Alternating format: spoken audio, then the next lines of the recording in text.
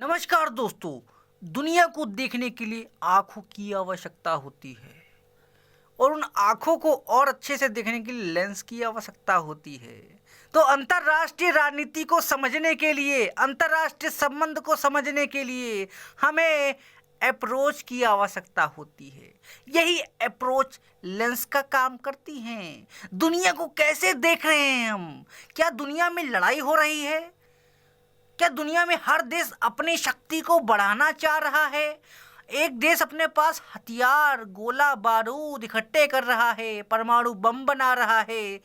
अगर हम ये देख रहे हैं और हम अध्ययन कर रहे हैं तो हमें लगता है हर देश अपने राष्ट्रहित को बचाने के लिए प्रयास कर रहा है। राष्ट्रहित मतलब सिक्योरिटी, इंटरेस्ट, फायदा होना।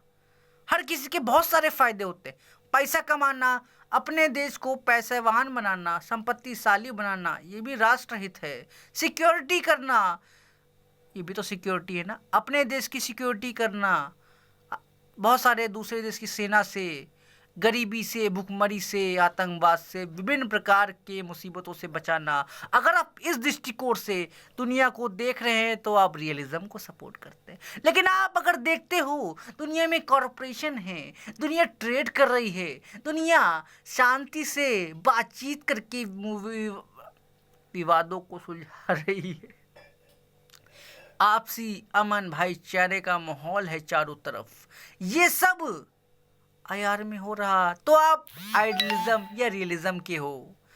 यदि आप सोच रहे हो कि अमीर देश गरीब का शोषण कर रहे हैं, अत्याचार कर रहे हैं, पैसे के माध्यम से गरीबों के संसाधनों का दोहन कर रहे हैं, एक्सप्लॉयटेशन कर रहे हैं, तो आप मार्क्सवादी दृष्टिकोण के हो। यदि आप सोच रहे हो कि जितनी भी थ्योरीज बनाई जा रही हैं और जितनी भी थ्योरीज एक उद्देश्य को पूरा करने के लिए बनाई जा रही हैं, युद्ध को सही साबित करने के लिए ये मतलब रियलिज्म की थ्योरी बनाई जा रही है, ये कौन कह सकता है? मार्क्सिस्ट।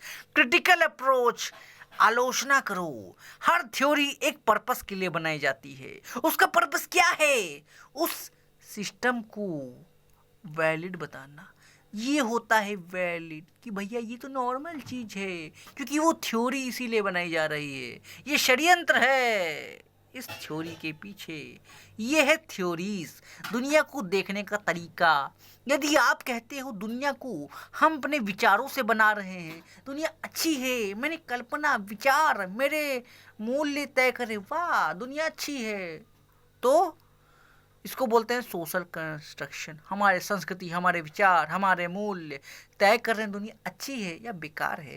राष्ट्रों के भी संबंध भी इन्हीं संस्कृति के आधार पर बनते हैं।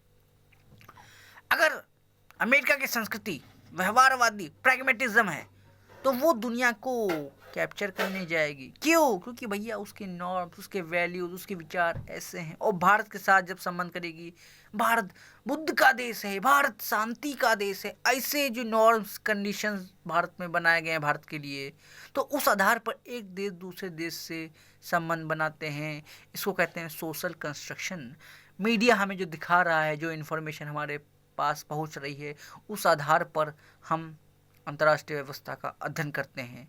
ये चार तरीके, सोशल कंस्ट्रक्शन, मार्क्सिज्म, लिबरलिज्म और रियलिज्म, इस चार तरह की लेंस दुनिया को देखने के लिए हमें ज़रूरत होती है और हम इसी के माध्यम से अंतर्राष्ट्रीय संबंध का अध्ययन करते हैं। जी हाँ दोस्तों, ये मेरा प्रयास था अप्रोच के बारे में बताना।